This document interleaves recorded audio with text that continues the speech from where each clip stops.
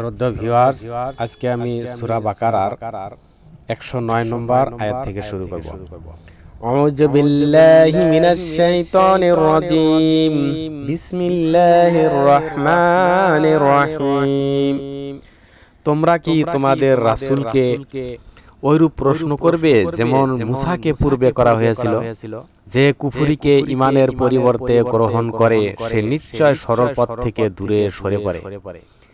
কিতাবের অনুসারীদের অনেকেই চায় যে ঈমান আনার পর বিদ্বেষবশত তোমাদেরকে আবার কাফের করে দেওয়া হবে।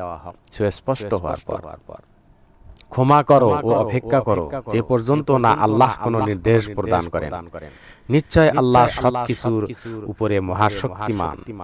নামাজ কায়েম করো, যাকাত দাও, তোমরা নিজেদের জন্য উত্তম কাজের যা আগে প্রেরণ করবে আল্লাহর নিকট তা পাবে। আল্লাহ তোমাদের কৃতকর্ম দেখেন।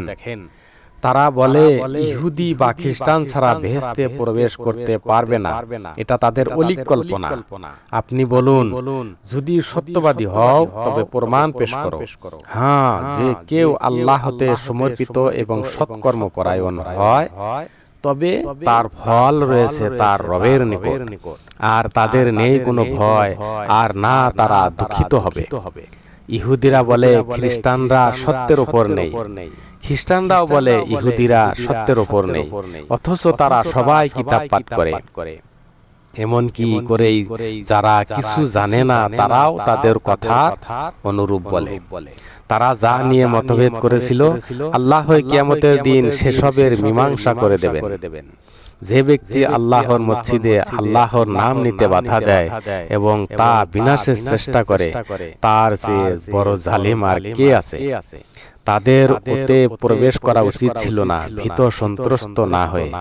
এরূপ লোকের জন্য আছে দুনিয়াতে অবমাননা, আর আখিরাতে আছে কঠিন শাস্তি। আর পূর্ব ও পশ্চিম আল্লাহর, তুমি যেদিকে মুখ করো সেদিকে আল্লাহ আছেন। আল্লাহ সর্বব্যাপী মহাজ্ঞানী। তারা বলল, আল্লাহ সন্তান গ্রহণ করেছেন, এসব থেকে তিনি পবিত্র, বরং আসমান জমিনের সবকিছু তারই অনুগত। আসমান ও জমিন তিনি অস্তিত্বহীন থেকে অস্তিত্বে আনয়নকারী স্রষ্টা। যখন তিনি কিছু করতে চান তখন বলেন হও, আর তা হয়ে যায়।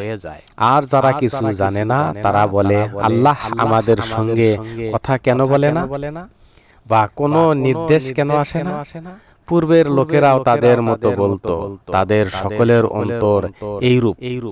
আমি ধীর বিশ্বাসীদের জন্য নির্দেশাবলী বর্ণনা করেছি, আপনাকে সত্য সহ সুসংবাদদাতা ও সতর্ককারী রূপে প্রেরণ করেছি।